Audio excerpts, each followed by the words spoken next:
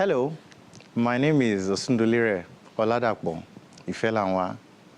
I'm an architect and a writer and winner of the Innovation 360-degree competition by the British Council. I'm also the author of Black White, from which I'll be reading portions of it today.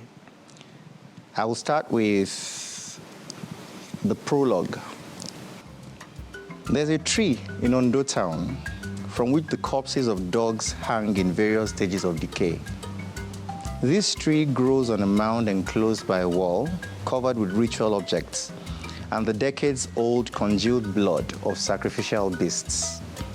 Their hind legs are held in place by ropes, and their eyeless skulls peer soullessly to the ground, just inches above the blood-blackened earth. It is a reminder of the annual festival in honor of Ogun, the god of iron.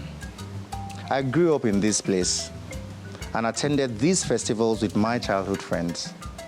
I walked great distances from our flat on Okeayo Street to the very ends of this ancient town, to the old Anglican church where I spent a great deal of time learning religion, finding my gifts and making friends, to old secondary schools where I attended extramural classes with Ghanaian teachers, and the many aimless wanderings I engaged in across backyards, through markets, in between streets, down earth roads, and often through the corridors of Face Me, I Face You houses that doubled as public thoroughfare. This is the prologue, or the start of the prologue for Black White, and it sort of captures in as much detail as I can the Ondo town that I grew up in. And that's the start of the story. The first chapter of Black White is titled Lagos. And it's my experience coming to Lagos as a young professional, and that would be where I would find the opportunity to win the competition I'd mentioned earlier. So every chapter in Black White is named after the city or the place where it happens. And there's a chapter called London. I'll read just a few pieces from that chapter, London. First-time students over here, please. And the airport officials directed us to the many queues that led to the immigration gates. When it was my turn, the immigration officer checked all my documents and told me to go. I didn't move immediately. It all seemed too easy. She hadn't searched me or asked questions.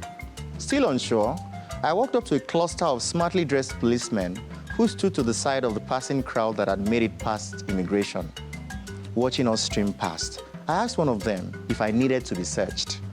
"You want me to search you?" he responded, a little taken aback. No, I just wondered, can I get my bags?" "Yes, of course." I said a quick thank you and walked away as fast as I could. I looked back to see the policeman laughing with his colleagues. I joined the throng of people and we all walked on in lemming-like procession until we arrived at the baggage claim section, where I waited briefly, collected my luggage from the conveyor belt, and wheeled it to the main waiting area. I observed that there wasn't an obvious presence of military personnel. It was mostly travelers and airport officials milling past what happened to be idle policemen dressed in uniforms in groups of twos. Barely 6 hours ago in my home country, a soldier at the airport had told me, "Who are you? Do you think you are the president? If you are not careful, I will not let you travel." All because I had filled the immigration cards with red ink. And this will be the start of a lot of cultural shifts for me, attending school, working, and doing, just trying to be my best in that. So as I round up, I will probably read one more portion of Black White, just to give you an idea what being there felt like, aside with schoolwork. And it's a subchapter titled Loneliness. In another man's land, loneliness is often your worst enemy. There are two kinds. One that arises from not seeing other people because you just don't have a place to go. The other, the worst kind, is the one you feel when you are in a crowd and you realize that you have no connection with that crowd.